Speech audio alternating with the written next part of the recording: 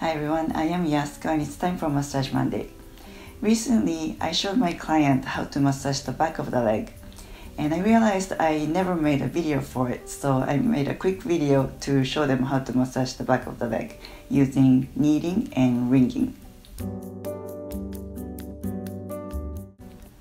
Kneel by the leg of the receiver lying face down. Knead the thigh and calf muscles with both hands with straight arms. Go up and down the leg. Do not press the back of the knee as it is a delicate area. Make sure you reposition yourself so you always knead right in front of you. For more pressure, bring the muscles towards you first and press with your body weight just like you're kneading a dough. You can also knead the IT band of the opposite leg.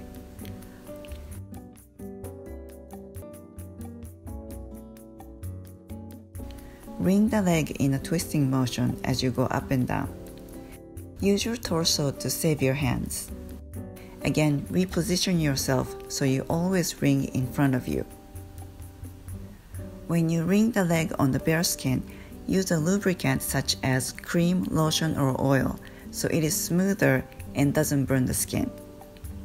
Thanks for watching. I'll see you back next week. Make it a great week. Feel free to comment below and please don't forget to subscribe.